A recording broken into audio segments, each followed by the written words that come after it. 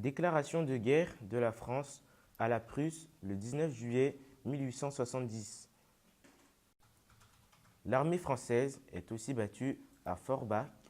La Lorraine est perdue aussi. À Sedan, non loin de la frontière luxembourgeoise, le 2 septembre 1870, l'armée française et l'empereur capitulent. Paris est investi le 28 janvier 1871. La paix signée à Francfort le 10 mai 1871 avec cession de l'Alsace et la Lorraine, le paiement d'une indemnité de guerre de 5 milliards. L'Empire allemand est proclamé à Versailles le 18 janvier 1871. En 1879, par crainte de voir l'Autriche se rapprocher de la France, le chancelier allemand Bismarck lui propose une alliance. Si l'un des deux était attaqué par la Russie, les deux alliés unissaient leurs forces pour résister. L'Italie se joint à cette alliance. Ce sera la Triple Alliance.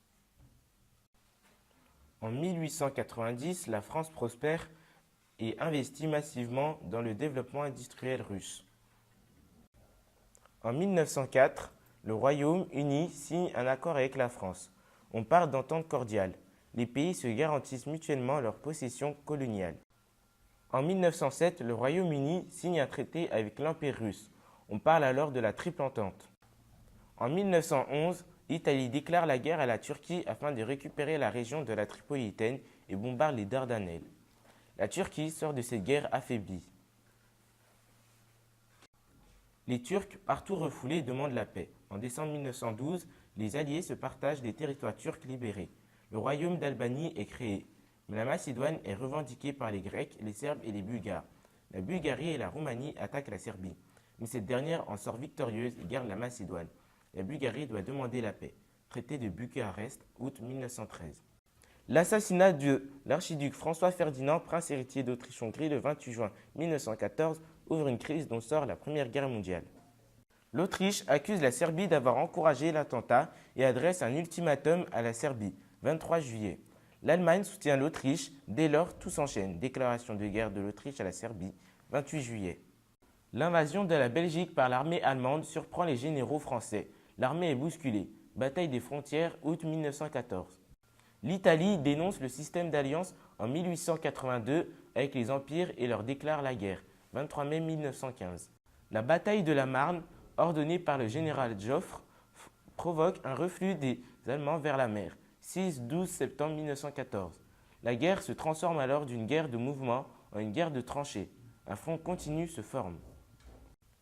Au cours des années 1915-1916, des offensives sont lancées pour rompre le front, en Champagne 1915 et sur la Somme 1916, ainsi que celle des Allemands contre Verdun, février-août 1916.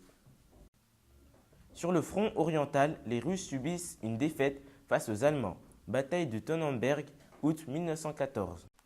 Dans les Balkans, l'armée serbe est vaincue par l'Autriche 1914, dont l'armée doit se replier vers l'Albanie. Offensive sous-marine allemande à outrance. 7 mai 1915, un navire américain, le Lusitania, est touché, en avril.